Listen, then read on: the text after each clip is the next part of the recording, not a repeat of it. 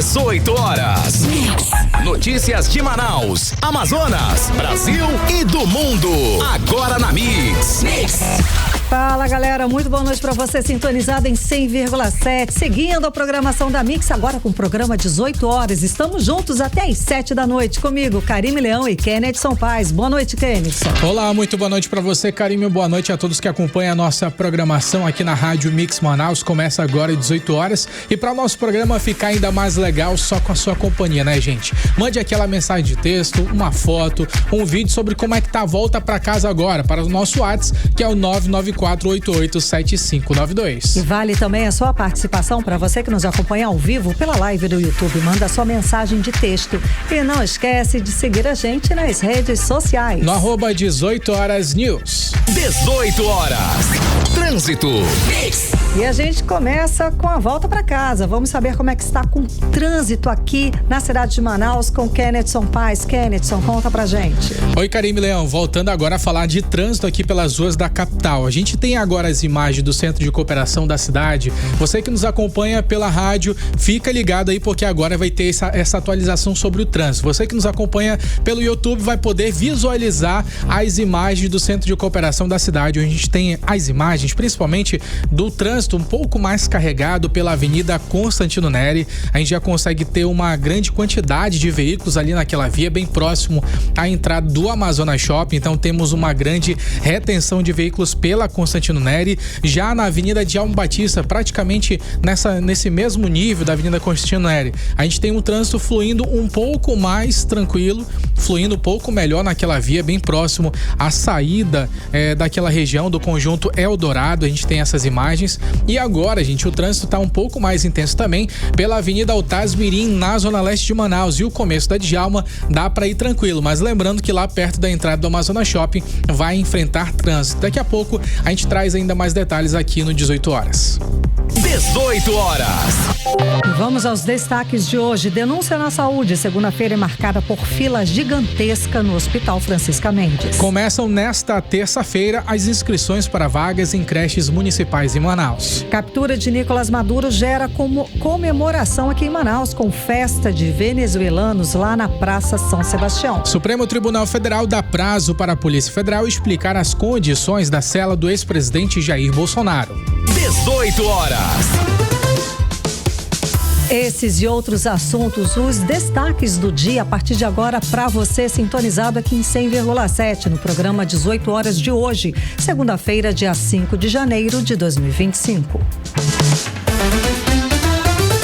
Você está ouvindo 18 horas. E começamos os 18 horas com mais um descaso na saúde registrada nessa segunda-feira. Uma fila absurda no hospital de responsabilidade do governo do Amazonas, o Francisca Mendes. Pacientes denunciaram superlotação, falta de estrutura e atendimento precário no hospital que fica lá na zona norte da cidade. Unidade, inclusive, que já foi referência em procedimentos de alta complexidade, que infelizmente está completamente sucateado na gestão de Wilson Lima. O enfermeiro Denilson Vilar, Denison Vilar, do Movimento Social Todos pela Saúde, ele também fez essa denúncia nas redes sociais, com imagens da fila no Francisca Mendes. E ele falou, inclusive, da situação da saúde do estado do Amazonas como um todo. Vamos acompanhar. Essas imagens já de 2026 no Hospital Francisca Mendes. Fila interminável, com pacientes em pé, paciente cardíaco, hospital de referência. Fundação Secom, que é outro hospital de referência para pacientes oncológicos do estado do Amazonas. Quem tem acesso aos exames não consegue o resultado, quando consegue o resultado não consegue o tratamento, e assim está vivendo a população no estado do Amazonas. Hemoam por décadas em reforma, e agora que foi entregue a reforma, não tem profissional, ainda não funciona o hospital, e essa é a realidade da saúde pública. 18 horas. E nesse vídeo a gente vê o que acontece na realidade com essa população população que infelizmente fica em longas filas. A gente viu a dimensão dessa fila, gente. Pessoas na angústia da espera por uma consulta, apenas um exame. Um retrato de como o governo Wilson Lima ele tem tratado a população do estado do Amazonas, que depende exclusivamente do serviço de saúde do país para continuar vivo, gente. E de acordo com os pacientes do Francisca Mendes, essa situação ela ficou pior com o recesso de fim de ano, mas esse não é um problema pontual. O colapso da saúde ele tem se repetido desde o primeiro mandato do governo Wilson Lima e que muita gente acaba sofrendo e, como sempre, quem paga essa conta é a população. A gente tem inclusive falas do vereador Sargento Salazar, ele que foi à unidade hospitalar para poder denunciar essa situação também. A gente vai ouvir um trecho desse vídeo publicado pelo Sargento Salazar.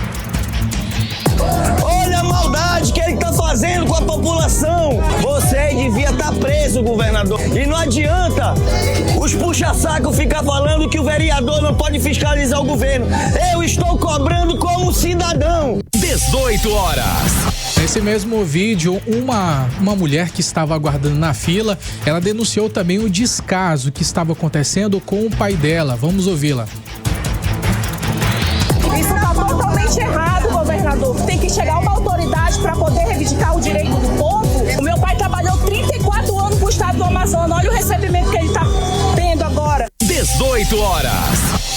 Aquela questão, né? Como é que um gestor pode deixar a sua população, o seu povo, passar por tamanha falta de responsabilidade, de atenção, de respeito? Repito, um estado rico, tá? Como o Amazonas. A gente sempre ressalta que o estado do Amazonas é um estado rico. Arrecadou 180 bilhões de reais, direcionou 30 bilhões para a saúde. Para isso, para a população passar por essa situação, para esse resultado, uma fila interminável, completa falta de respeito com o povo, com as pessoas que estão ali esperando. Vou lembrar aqui que não é favor, tá? A população tem o direito de ter de volta os serviços que são mantidos com os impostos, altos impostos. A gente paga por isso. Ninguém está pedindo favor. Cadê esses 30 bilhões de reais que foram direcionados para a saúde pública? Essa é a pergunta. Com certeza, uma pergunta que não quer calar. Quando a população, Karime, tem que ficar numa fila enorme como aquela, inclusive nesse vídeo tem um trecho também que uma pessoa que estava na fila alega, Karime, que essa consulta que seriam marcadas para hoje, elas não seriam executadas nesse mês de janeiro. Só seria em março, apenas para março. Então a gente percebe o quanto é um descaso que tem afetado a população e talvez muita gente nem tenha esse tempo para poder esperar até março para receber uma consulta. Lembrando que isso é apenas uma consulta. Ela está com um problema de saúde. Aí vai ter que passar por um exame e aí vai voltar pro médico. Meu Deus, daqui a um ano, no final de 2026, ela consegue, né, uma como consulta. Você falou, Kenneth, se a pessoa tá lá para marcar uma consulta, não está bem de saúde. Aí só vai conseguir marcar para março. É claro que esse problema vai ser agravado. Aí sabe Deus quando que essa pessoa vai conseguir fazer o exame, vai conseguir ter o retorno, vai conseguir acompanhar o que realmente ela tem. Realmente, a saúde dessa pessoa só vai agravando, é claro. E quando a gente ouve, Karime, a fala do governador Wilson Lima a respeito que o maior acerto dele foi em relação à saúde, aí é que fica a questão ainda mais delicada. Porque como é que eles gastaram, Karime, esse dinheiro? 30 bilhões de reais. Nós entramos um ano com profissionais de saúde ainda com salários atrasados. Gente, denúncias de pessoas aqui do 18 Horas que receberam denúncias da área da saúde sobre diversas unidades do nosso estado do Amazonas que estão sucateadas, gente. Essa aqui é a realidade. Falta de insumos básicos, tem unidade de saúde, infelizmente da Compensa tive essa realidade de acompanhar, essa dura realidade de quem vai levar uma criança para o Hospital da Criança lá no bairro Compensa, não tem nem papel higiênico. Meu Deus. Não tem papel higiênico, não tem sabonete, não tem sabão nem para lavar a mão. O 28 de agosto, a gente conferiu aqui também no 18 Horas a visita que o deputado estadual Wilker Barreto fez e não tinha papel higiênico, não tinha fechadura nos banheiros, não é? Eu cheguei inclusive a acompanhar também um paciente no hospital 28 de agosto e a situação dos banheiros, Karime, era terríveis. Situação super precária, falta de tampa nas privadas, uma situação de terror. Parecia um filme de terror, é como eu posso descrever o hospital 28 de agosto. E lembrando, Karime, que esse não é um caso isolado lá no hospital Francisca Mendes. É um problema que se repete em várias unidades, como a gente acabou de mencionar, que estão sob responsabilidade do governo Wilson Lima, Karime. E mostra que a saúde pública está em colapso. Isso Isso não tem como negar. Eu conversei com o deputado estadual Wilker Barreto sobre esse assunto. E ele também cobrou a situação do Hospital do Hemoan. Vamos ouvir. Olha, Karine, é muito grave a situação. O ano começa já dando sinais que, se não tiver uma mudança radical por parte deste governo, se é que ainda dá tempo, nós teremos muito sofrimento. Eu sou defensor há muito tempo que o Francisca Mendes vire uma fundação para ter autonomia. E esses recursos possam chegar na ponta. Nós estamos falando do único hospital especializado em cardiologia. Isso precisa de recursos. Segundo informações que eu tive hoje das minhas fontes, que deu um bug no sistema. Mas, bem, todos nós sabemos que a fila do cateterismo aí, dos procedimentos cardiológicos, ainda são bastante extensa. O CIGEG não anda. Isso requer investimento. Ao mesmo tempo que faço, já nos primeiros dias de 2026, uma cobrança pública ao governo para que uma outra unidade que todos nós passamos na frente, que é o Hospital do Sangue, do Hemoan, em frente à Arena, ao Vasco Vasques, venha literalmente a ser inaugurado. É uma obra pronta há mais de um ano, que custa 13 milhões por mês. Isso é irrisório frente ao tamanho do orçamento do Estado. 18 horas. A nossa equipe também conversou com o deputado federal Sidney Leite, que afirmou que esse caos na saúde ele já perdura ao longo de toda a gestão Wilson Lima. O deputado federal destacou ainda que o governador é réu no Superior Tribunal de Justiça, acusado de chefiar uma organização criminosa que desviou dinheiro público durante a pandemia de Covid-19. Vamos ouvi-lo. O senhor Wilson Lima é réu e se tornou réu no mandato de governador. Ele é réu na Justiça Federal, por várias denúncias de desvio de dinheiro público na saúde. Inclusive, nós vimos aí um festival de secretários de saúde sendo preso, coisa que nunca havia ocorrido na história do Amazonas. Mas vamos continuar denunciando, fiscalizando e acompanhando, para que a gente possa efetivamente ter êxito e que esses desmandos sejam apurados e que ele, juntamente com os seus assessores e secretários, possam ser devidamente punidos. 18 horas. Nunca na história do Amazonas tivemos uma gestão tão denunciada, tão fiscalizada e debaixo de tantas irregularidades. Nunca tivemos um governador réu do Supremo Tribunal Federal acusado de ser chefe de uma organização criminosa. Esse é o retrato do estado do Amazonas hoje, e justamente na área da saúde. Os 3 secretários, ex-secretários da saúde, que foram presos em operações da Polícia Federal, foram presos justamente na operação da Polícia Federal que investigava a questão da compra superfaturada dos ventiladores pulmonares numa loja de vinho, fato que levou ao governador Wilson Lima a ser réu lá no Supremo Tribunal Federal. São situações que nunca existiram na história do estado do Amazonas, de tantas irregularidades, de tantas denúncias, de tantos escândalos. E esse é o legado que o governador vai deixar na história do estado, e não uma saúde de ponta, que a gente ouve isso. A população lá que está nessa fila, que hoje amanheceu, ficou horas, o dia inteiro na fila para tentar marcar uma consulta, só conseguiu lá para março, abril. Essa pessoa que esteve hoje na fila, escutar o governador, que o governador Wilson Lima disse que o grande legado da gestão dele vai ser na saúde pública, eu não sei o que é isso, é ironia, tá tirando sarro com a cara dessa pessoa, tá tirando sarro com a cara da população que precisa da saúde pública, só pode ser, porque as denúncias é que não faltam. Em muitos casos só são resolvidos quando se entra na justiça. É outra marca do governo do estado, é outra marca da gestão do Wilson Lima. Só a justiça interferindo para que a população consiga ter acesso minimamente. Isso a gente só está falando da área da saúde, né, Kenilson? Exatamente, Karine. A gente está falando apenas da área da saúde, saúde. Eu me recordo que na semana passada, inclusive, pacientes da Fundação Secom, pacientes oncológicos, estão lutando para sobreviver, já tem uma saúde debilitada. Eles estavam nas filas enormes também em frente à Fundação Secom, tudo isso por causa de uma máquina que tinha quebrado no dia anterior. E na segunda-feira, que era o dia das pessoas fazerem a hemodiálise, não estavam fazendo os procedimentos de hemodiálise porque não tinha a máquina funcionando. Uma máquina. A gente lembra que na Fundação Secom, vários pacientes já denunciaram aqui no 18 horas a falta de medicamentos, a falta de uma máquina de ultrassonografia por lá também, o fato de pacientes pagarem exames para detectar o câncer em unidades particulares, porque no governo do estado do Amazonas não faz. Gente, a gente já falou aqui, né, Kennedson, o absurdo de pessoas, de pacientes em tratamento de câncer, a quimioterapia, terem que voltar para casa, suspender o tratamento porque o hospital está sem condição, está sem insumo básico para isso. Isso é um crime. A pessoa em tratamento de câncer, essa doença é grave, todo mundo sabe. É uma doença avassaladora que você tem que tá ali, fazer todos os procedimentos certinhos ali, certinho mesmo, para você ter chances de enfrentar. Aí o governo manda esse paciente para casa. Imagina a situação.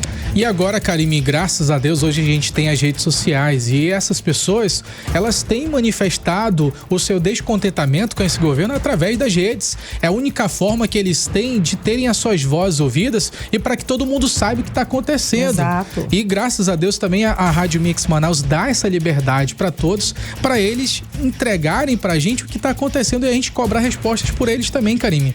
É algo inacreditável. Isso não é apenas uma vez no mês, gente. É praticamente todos os dias. Exato. Praticamente todos os dias a gente recebe denúncias. Estamos aqui novamente abrindo espaço para o governo do estado do Amazonas para que ele explique o que aconteceu. A gente escutou o deputado estadual Wilker Barreto, disse que a equipe dele perguntou e parece que eu estava fora do sistema, né? O sistema ficou fora do ar, mas isso não justifica a tamanha fila que nós vimos. Estava por fora da unidade de saúde. Isso não justifica esse caos, a pane, tudo que aconteceu hoje de manhã lá no Francisca Mendes, fora as outras denúncias, como você falou, Kenneth, o que a gente sempre traz aqui diariamente, quase, no programa 18 horas. Continuamos aqui com espaço aberto para o governo do estado, para a Secretaria de Saúde, para que expliquem, para que se manifestem, expliquem para a população, porque ao menos isso, deem satisfação para essa população. De novo,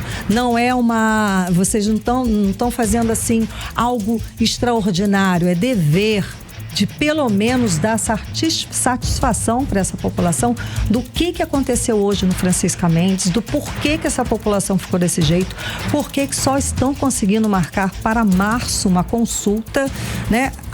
O espaço aqui está aberto, pode ligar para a gente, pode mandar a resposta, estamos aqui no aguardo para essa satisfação, porque é dever sim do Estado dar essa satisfação para a sociedade. Você está ouvindo 18 horas. E agora atenção, papais, mamães, você que tem aquela criança que você quer mandar pra creche, olha só, gente, nesta terça-feira, dia 6, as inscrições, elas estão abertas para as creches municipais de Manaus. O cadastro, ele vai ser feito exclusivamente pela internet até a próxima terça-feira, dia 13. Então, presta atenção, arruma a papelada, né, Kenneth? Sua documentação. Pois tá na hora de anotar aí todas as informações. Exatamente, começa agora, dia 6, terça-feira, tá? E quem explica como garantir a vaga é a repórter Odineia Araújo. Odineia, boa noite. Então, a inscrição não significa que a criança já está matriculada, não é isso? É exatamente isso. Para garantir a matrícula, é preciso primeiro se inscrever e participar da seleção. Por isso, os responsáveis por crianças pequenas devem se preparar. As inscrições, como vocês disseram, começa amanhã e vai até o dia 13 de janeiro, terça-feira da semana que vem. O cadastro é voltado para crianças de 1 a 3 anos que vão estudar nas turmas do maternal 1, 2 e 3. Todo o processo é feito exclusivamente pela internet no site da Secretaria Municipal de Educação, a SEMED. Nada de filas ou papelada presencial.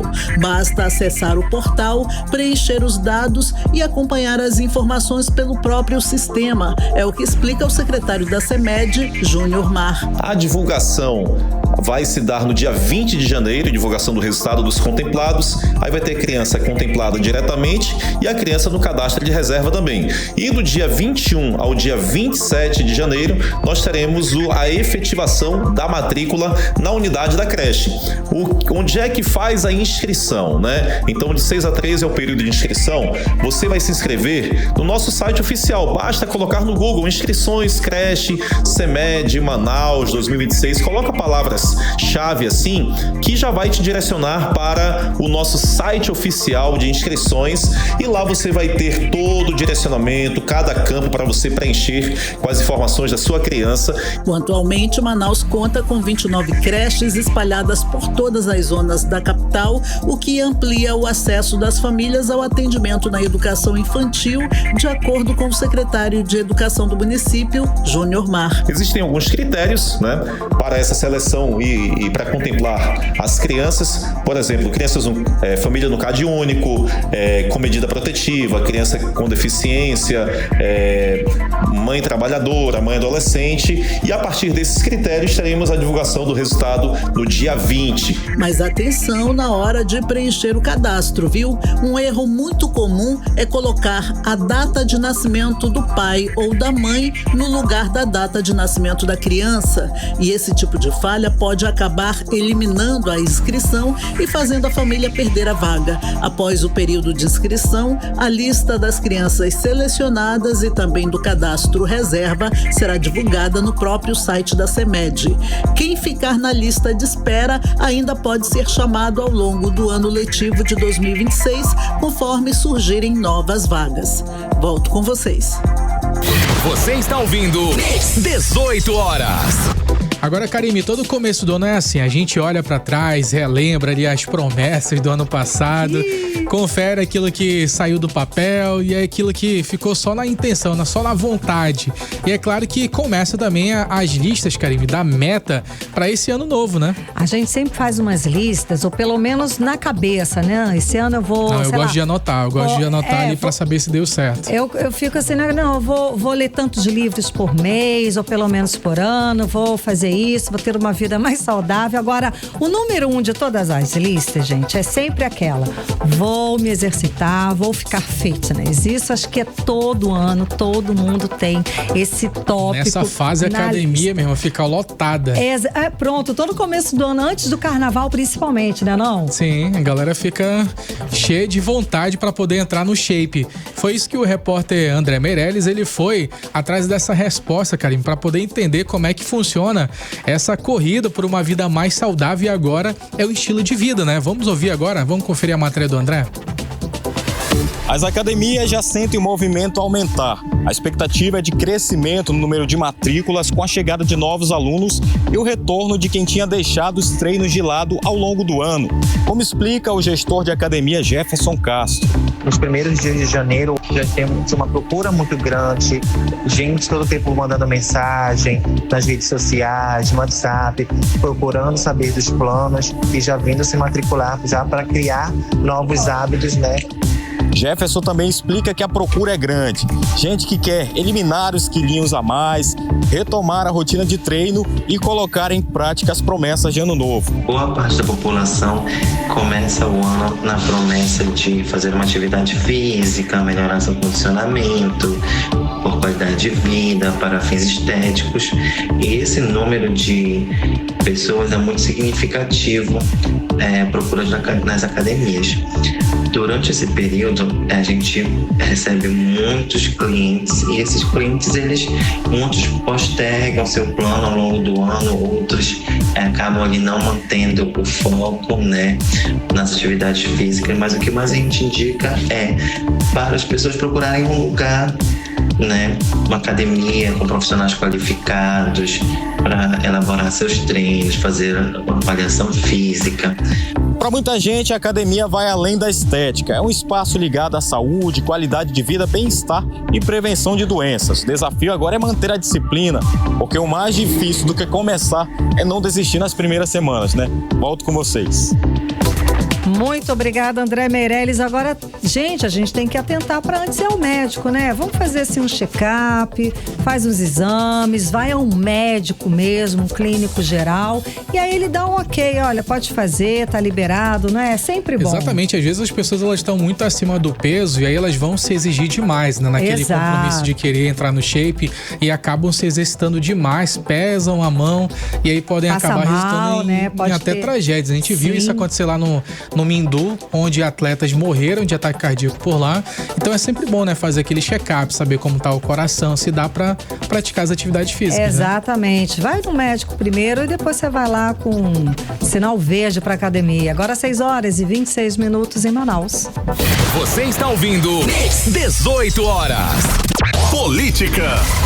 Kennedson Paes, vamos de política fervendo. 2026 já começou numa confusão danada, invasão dos Estados Unidos na Venezuela e a captura de Nicolás Maduro gerou comemoração até aqui em Manaus, né, gente? Vocês viram, pelo menos nas redes sociais, carreato, uma festança lá na Praça de São Sebastião. Agora, o que esse movimento revela sobre a gravidade da crise política e humanitária da Venezuela? Kennedson Paes, conta pra gente.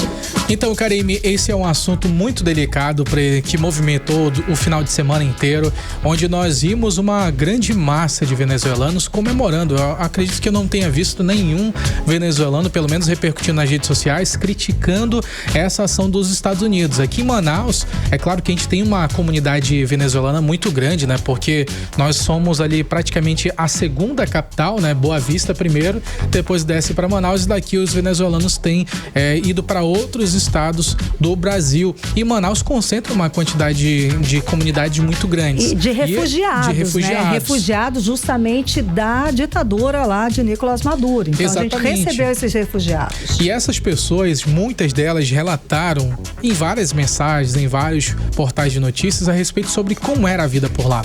Aí você imagina o fato de alguém ter que abandonar o seu próprio país, abandonar a sua família, abandonar a sua cultura, sua língua materna para poder ir para outro lugar para tentar sobreviver. A palavra era apenas essa, o que eles dizem é apenas isso, apenas sobreviver. Então, de fato, isso reflete muito sobre o descontentamento com o governo de Nicolás Maduro.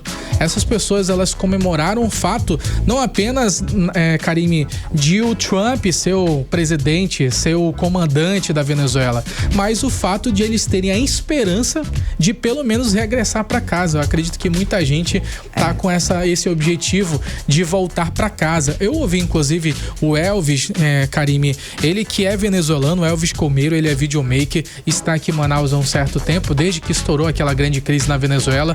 Ele conta detalhes pra gente sobre o que ele sente vivendo esse momento. Então, eu tô muito feliz de verdade, porque depois de anos e anos a gente estando sem uma esperança, a gente estando sem nenhuma chance de alguma coisa acontecer no nosso país, e realmente aconteceu agora, e a gente sabe que tem muitas teorias, muitos assuntos ainda para rolar, para serem resolvidos, mas a gente não tá pensando nisso, a gente tá pensando em tudo que a gente já passou, tudo que a gente já viveu na pele, todas as famílias que foram separadas ao redor do mundo por conta da migração, todas as pessoas que morreram passando fome, todos aqueles protestos com os militares matavam a sua própria população.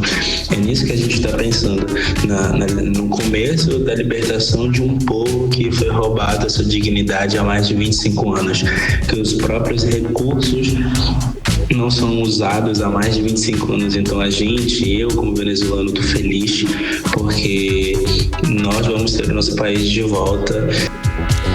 Então, esse que é o sentimento, né, Karime, de você poder ter a liberdade de voltar para casa. E atualizando essa situação sobre Nicolás Maduro, hoje teve o julgamento, foi a primeira aparição em um tribunal federal de Nova York, e tanto o Nicolás Maduro como a esposa dele se pronunciaram como inocentes após eles terem sido levados aos Estados Unidos nessa operação militar que aconteceu na Venezuela. E durante a audiência, o Maduro ele afirmou que ele ainda é presidente da Venezuela. E isso não não dá pra gente negar que de fato ele permanece sendo, pelo menos ideologicamente, pelo menos falando sobre a proximidade com o governo anterior, porque quem assumiu o poder foi a Delcy Rodrigues, que tomou a posse como presidente interina, que era a vice-presidente do Nicolás Maduro. Ou seja, o poder permanece ainda com aquelas mesmas autoridades que tinham o mesmo alinhamento ideológico e permanece no poder até agora. O Trump ele já tinha falado durante coletiva de imprensa no dia após a operação a respeito que os Estados Unidos ficaria na Venezuela até que tivesse uma transição tranquila e que os governantes eles governassem em prol da sociedade venezuelana. E ainda prometeu paz e prosperidade para o povo venezuelano. E foram eles que colocaram a vice-governadora ali, Delcy Rodrigues, ela como interina. Todos aguardavam a que foi a Prêmio Nobel da Paz, que precisou ser exilada, mas não foi isso que aconteceu, de repente, né? Justamente porque ela ganhou. O momento ainda é de muita incerteza para saber o que vai acontecer. Exato. Se os Estados Unidos eles têm um interesse ou não em manter ela, talvez tenha. Se manteve ela, porque deve ter tido algum acordo, alguma coisa que tenha facilitado para que ela permaneça no poder como está, né? Sem dúvida alguma. Agora, essas festas também, essas comemorações, gente, é que foi um governo de muitas mortes. Eu fiz uma pesquisa rápida aqui, né? Então, um relatório da Organização dos Estados Americanos determinou que durante a gestão dele, de Nicolás Maduro, foram cometidos crimes contra a humanidade. As Nações Unidas reportaram mais de 9 mil execuções, gente, assassinatos, tá? Extrajudiciais.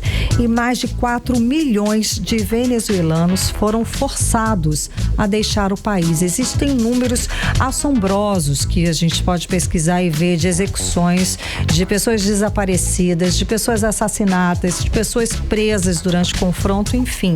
São números estarrecedores, que aí a gente entende por que a população festejou tanto, não é, Kenneth? Com certeza, Karime. De fato, é uma população que se revoltava com essa gestão, mas que estava com as mãos atadas e não podia fazer nada. E via anos se passarem e a realidade não mudar, apenas piorar. Eu, inclusive, tive a experiência de ir para Venezuela, Karime. Eu fui em 2014 e naquela época já estava em uma situação precária. Então, mesmo numa cidade, Margarita, que é uma cidade mais turística, naquela região onde era mais turística, não tinha coisas básicas. Você não podia comprar mais de 2 pães por pessoa, você não tinha acesso a papel higiênico, não tinha acesso a pasta de dente. Isso a gente está falando em 2014. Gente, imagina como chegou em 2025. São mais de 10 anos. Meu Deus. Então você imagina a realidade dessas pessoas. Só que esse assunto também, Karime, ele não apenas movimentou esse cenário mais nacional, movimentou também aqui internacional. Na capital. A preocupação internacional é aquela história, abre precedente.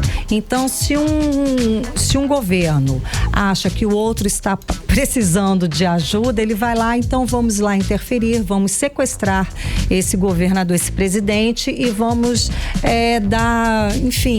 vamos dominar esse país. Aí todo mundo, o que o Putin pode fazer com a Ucrânia, por exemplo, dizer que o Zelensky é um ditador e que ele está fazendo muito mal para a população e vou lá e vou entrar e vou dominar e acabou-se. Ou então os próprios Estados Unidos querer entrar e dominar um outro país dizendo que é um narcotraficante ou não está tratando bem da sua população. A questão, né, que abre um precedente geopolítico.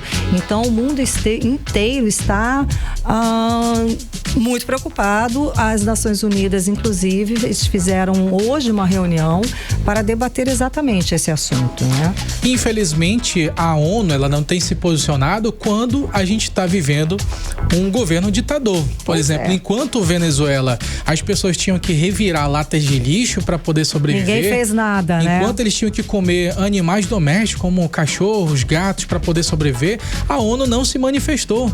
E é isso que se torna ainda mais estarrecedor. E eu tô falando do exemplo de Venezuela, mas esse exemplo ele é mundial. Vários outros países estão passando pela mesma condição e a gente não vê uma grande movimentação. É claro, tudo a gente tem que olhar com vários ângulos, porque de fato não é apenas sobre essa libertação, tem um petróleo, tem exploração das terras raras, tem a disputa comercial entre China e Rússia. Então são muitos assuntos que com certeza vale a gente parar um pouco mais de tempo para falar, Karine. Sem dúvida. Vamos seguir, Kenneth. Vamos lá. O ex-vereador de Manaus e petista Sassá Custódio usou as redes sociais para criticar aí o governo Maduro, dizendo que não apoia regimes que ferem a democracia. Esse discurso representa uma autocrítica dentro da esquerda ou um distanciamento político, Kenneth? Analisa pra gente. Então, acredito que independente de partidos políticos, Karine, cada pessoa ela pode definir aquilo que ela acredita. Não é porque o partido A ou B tá alinhado, porque o que a gente viu foi isso durante o final de semana. Depois da fala presidencial, do pronunciamento oficial do presidente Luiz Inácio Lula da Silva, a gente percebeu que foi um Ctrl-C, Ctrl-V. Todos os seguidores do presidente Luiz Inácio Lula da Silva, eles falaram a mesma narrativa, a mesma coisa, sobre estar roubando a soberania, sobre estar invadindo. Então, de fato, são vários personagens políticos do Brasil que falaram sobre terem ferido a soberania nacional e que o Brasil não podia pensar em tirar um ditador desse, que o Brasil não podia dar opinião sobre Venezuela porque não estava vivendo lá. Ou seja, chega até a ser uma incoerência, porque se você não pode opinar sobre quem estava vivendo lá, como é que você pode opinar criticando o venezuelano que está comemorando? Então é uma loucura. Eu separei um trechinho do Sassá só pra gente ouvir essa fala dele rapidinho. Eu sou de esquerda, eu não apoio o Maduro. Eu apoio a democracia, seja do Brasil, da Venezuela, em qualquer país. Eu estou aqui para defender o ser humano. Eu sou ser humano. Eu sou contra que um presidente ou um governador, seja quem for, tenha direito à reeleição. Tem que acabar com a reeleição. E a democracia no país é quem vota é a população. E eu sei que a eleição da Venezuela ele não respeitou nem o pessoal da esquerda. Se tem alguém da esquerda que está carregando o Maduro como herói, divide para lá, vai lá e vai pra guerra com ele. Que eu não vou, porque eu defendo a democracia. O povo da Venezuela são seres humanos, são pessoas que vieram para outros países para ter outra vida, são massacrados também para outros países, mas eu defendo a democracia, eu defendo a vida.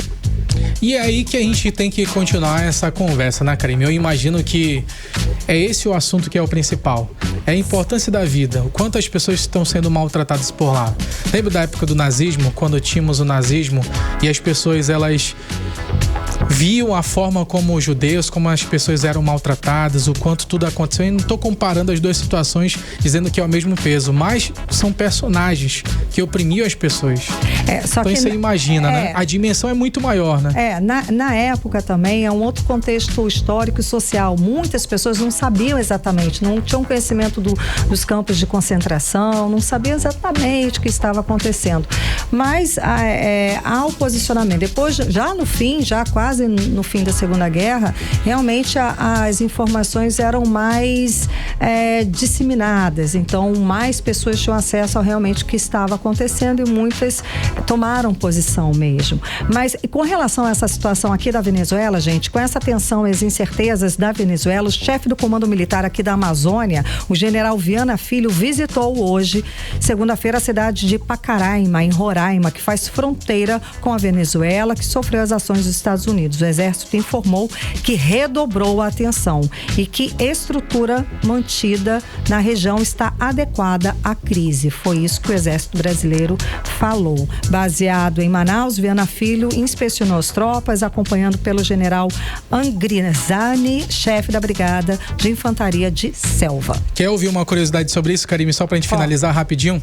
Pacaraima, que essa aqui é a cidade mais próxima à fronteira da Venezuela, a população de lá já fala mais espanhol do que português, devido à grande influência da Venezuela. E outro detalhe que foi mais estarrecedor quando eu fui pra lá: o exército e a polícia venezuelana entram em Pacaraima para fazer o patrulhamento. Eu nunca tinha visto isso acontecer. O exército da Venezuela, o exército da Venezuela e a polícia da Venezuela também atuam dentro de Pacaraima. Eu nunca tinha visto isso acontecer. A nossa fronteira é totalmente aberta. É difícil. Entra e sai qualquer um. Vai ver que existe aí algum tratado, acordo. Será? Deve existir algum acordo bilateral aí. Mas ninguém passa para aquele lado não, tá? Só de lá para cá, né? Vamos lá, hein? Vamos para Brasília. O Supremo Tribunal Federal deu prazo para a Polícia Federal explicar as condições da cela do ex-presidente Jair Bolsonaro. Isso veio depois de reclamações de barulhos do ar-condicionado da cela. Explica pra gente. Então, segundo os advogados do ex-presidente Jair Bolsonaro, esse barulho ele era bastante contínuo e produzido por um ar-condicionado da cela onde ele estava custodiado, onde ele permanece ainda custodiado na Superintendência da Polícia Federal e não garante ali as condições mínimas de tranquilidade, repouso e preservação da saúde. E aí o que a defesa afirma? Afirma que esse ruído ele ocorre ao longo das 24 horas ao dia, ou seja, todo momento ali aquele ruído ouvindo, e aí ultrapassa ali o mero desconforto que a defesa configura como uma perturbação constante à integridade física do ex-presidente. E aí, diante dessa declaração, o ministro Alexandre de Moraes ele deu esse prazo para que a Polícia Federal consiga se manifestar e tentar resolver esses problemas técnicos, Karine. Tá certo, muito obrigada. Política com Kennedson Paz. Você está ouvindo 18 horas. E daqui a pouco aqui no 18 horas, cidades do Amazonas estão enfrentando uma seca fora de época. É nosso assunto em instantes. 18 horas. Trânsito. Vamos de trânsito com o Kennedson Paz. Kennedson, conta pra gente como é que está a volta pra casa.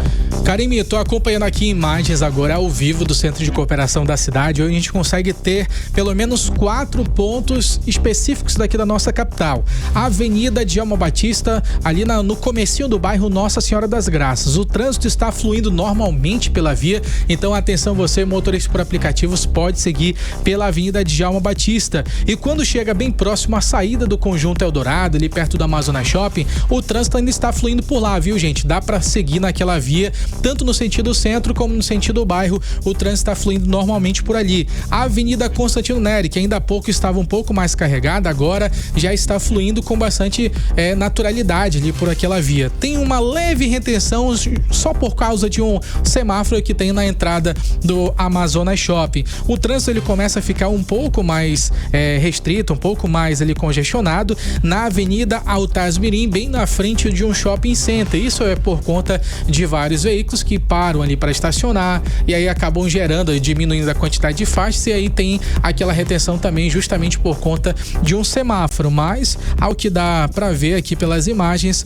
o trânsito está seguindo normalmente pela avenida, ou seja, pode ir pela Zona Leste, Zona Norte, Zona Centro-Sul, que tá tudo tranquilo, Karime. 18 horas. Previsão do tempo. E agora vamos saber a previsão do tempo com Vanessa Lima. Boa noite a todos que acompanham a previsão do tempo aqui com a gente no 18 horas. Segunda-feira de sol entre nuvens, sensação térmica lá em cima e alta umidade. A previsão para a noite de hoje aponta céu limpo, ventos leves e baixa probabilidade de chuva. Agora vamos falar sobre o clima de amanhã, 6 de janeiro, terça-feira. Segundo o Clima Tempo, a terça já começa com pancadas de chuva logo pela madrugada, indicando que durante o dia podemos alternar entre períodos de sol e chuvas rápidas.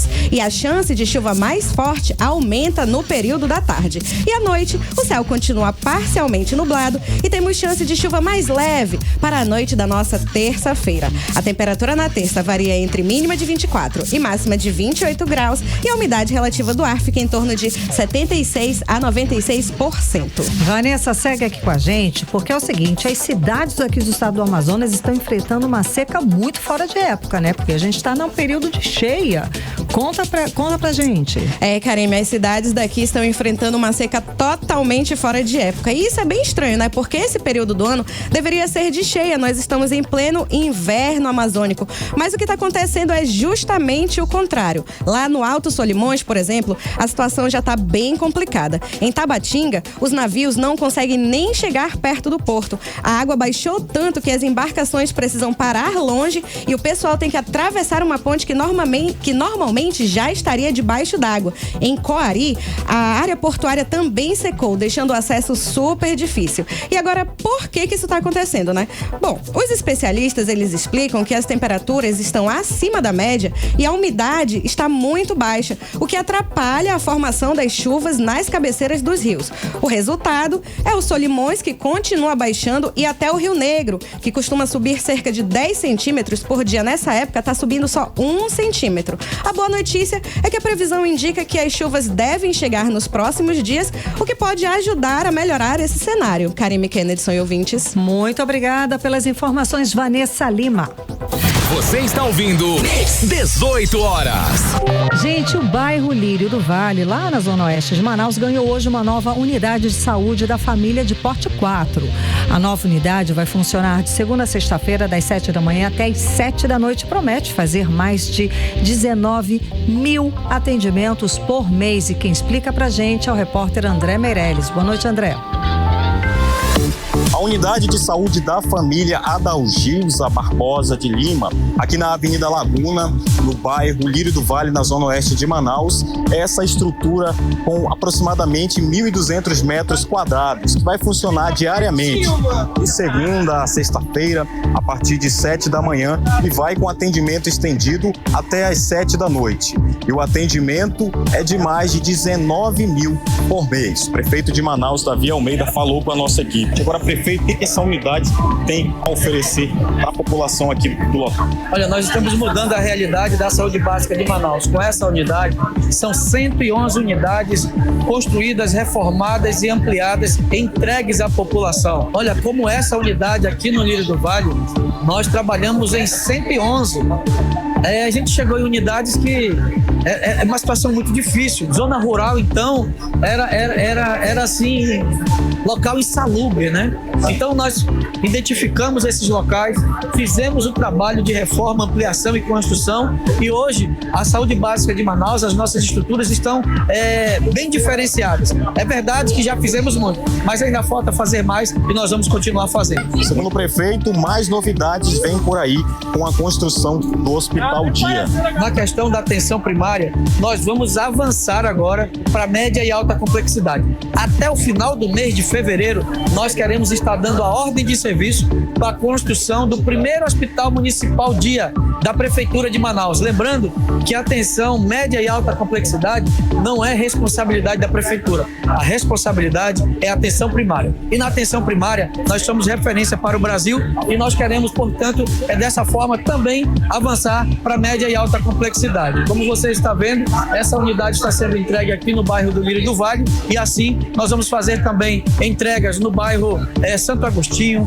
no bairro do Aleixo, Monte das Oliveiras, Zona Centro-Sul ali no Aleixo. Todos esses bairros serão contemplados. Nós temos mais 12 unidades quase prontas para serem entregues nos próximos meses aqui na cidade de Manaus. Volto com vocês. Você está ouvindo 18 horas. Economia. Vamos agora aos indicadores econômicos de hoje. O dólar fechou em queda de 0,34%, cotado aos R$ 5,40. O euro fechou em queda de 0,3% aos R$ 6,33. O Bitcoin fechou em alta de 3,7% aos R$ 512.282. E o Bovespa fechou em alta de 0,82% aos 161.861 pontos. E o Bovespa B3, principal índice de ações da Bolsa do Brasil, encerrou o ano de 2025 consolidando uma trajetória marcada por 32 recordes de fechamento, com uma valorização acumulada de 34% nos 12 meses. O índice registrou seu melhor desempenho anual desde 2016. O atual recorde é de 4 de dezembro, quando o índice atingiu 164.455 pontos. O Polo Industrial de Manaus fechou 2025 com números históricos e mostrou força mesmo em um cenário econômico desafiador. O faturamento passou dos 200 bilhões de reais em 2025. E detalhe, tá? Esses 200 bilhões de reais, Kennedy, de janeiro até novembro, não está somado aí o mês de dezembro, imagina, né? E mesmo assim, esse valor representa um aumento de 10% em comparação ao mesmo período do ano passado. Quem traz os detalhes pra gente é a repórter Odinei Araújo. Então, Odinei, os números são excelentes, não é mesmo? Sim, os números são excepcionais. O polo industrial de Manaus ultrapassou uma marca histórica no ano passado. Segundo a SUFRAMA, que é a Superintendência da Zona Franca de Manaus, o faturamento das indústrias incentivadas, para ser mais exato, foi de 209 bilhões 480 milhões de reais. Eu vou repetir, 209 bilhões 480 milhões de reais, um crescimento de 10,42% em comparação com o período de janeiro a novembro de 2024.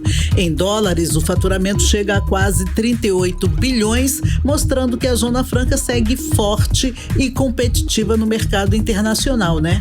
Além do dinheiro movimentado, outro dado positivo foi o emprego. A média de trabalhadores no polo industrial ficou em mais de 131 mil ao longo do ano, entre funcionários efetivos, temporários e os terceirizados. Isso representa um aumento de 6,4% em relação a 2024. Somente no mês de novembro foram registrados 128 mil empregos diretos. Legal, né?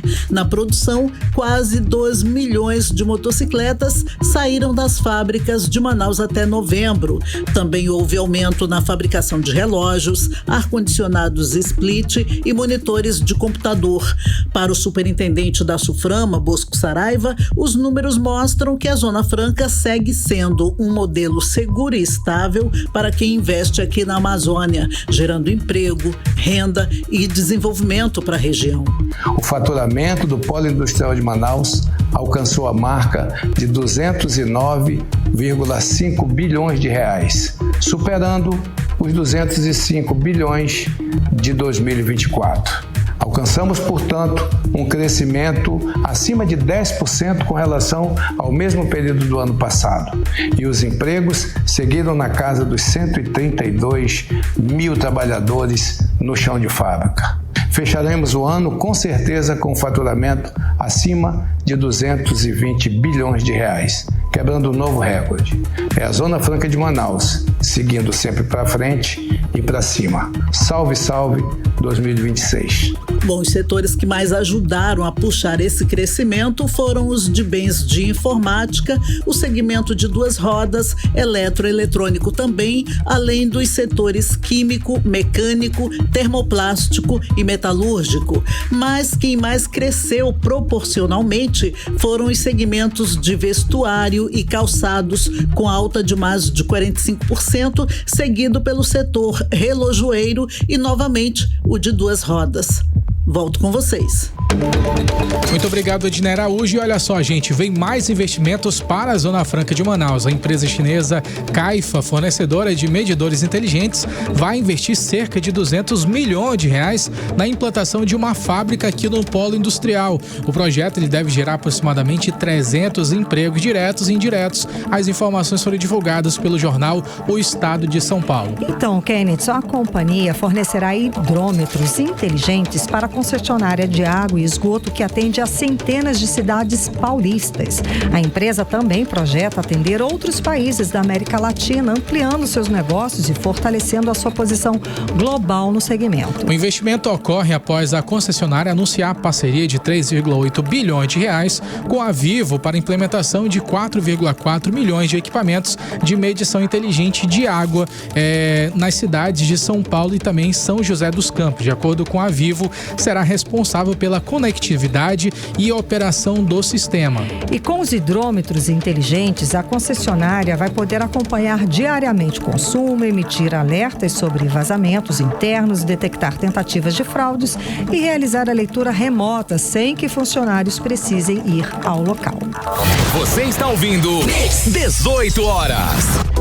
Karime, já virou o ano e com certeza carnaval já tá rolando nas playlists da galera, gente. É uma loucura, né? A gente tava falando aqui que faz parte da playlist de fim de ano, de Réveillon, começar o ano, começar janeiro com o carnaval, não tem jeito, né? Todo ano é assim. Com certeza, e uma das mais tradicionais daqui de Manaus, dos amazonenses, é a Camélia, Karime. Olha só, ela chegou agora, recentemente, e já anunciando que vai ter festa. É tradicional, o carnaval oficialmente começa com a chegada chegada da Camélia. O desembarque da Camélia em Manaus é um evento que sempre reúne foliões. As pessoas já estão assim, já empolgadas com o Carnaval 2026. Já estão no ritmo. Já está todo mundo no ritmo, não tem como. E quem tem os detalhes a respeito da chegada da Camélia, que aconteceu sábado agora, dia 3, é a Vanessa Lima, que segue ao vivo com a gente, conta os detalhes. Vanessa, então, já temos a chegada da Camélia, oficialmente já começou o Carnaval aqui em Manaus e tem até agenda, né? Isso mesmo, Conta Karine. mais. Bom, se alguém, né, ainda tinha dúvidas de que o Carnaval 2026 tinha começado, a chegada da boneca mais famosa da cidade tratou de acabar com elas. A Camélia desembarcou no sábado em Manaus e pronto, tudo já vira uma festa. Recebida como uma verdadeira celebridade, ela seguiu em cortejo até o Olímpico Clube, onde a comemoração continuou ainda mais animada. O lugar estava lotado, autoridades, artistas, representantes das escolas de samba e, claro, o público, né, que não perde uma boa festa. E teve o grande momento simbólico, a entrega da chave da cidade para Camélia. Quem fez o gesto foi o diretor-presidente da Manaus Cult, o Gender Lobato, reforçando que esse ritual marca o início oficial do Carnaval em Manaus. Vamos ouvi-lo.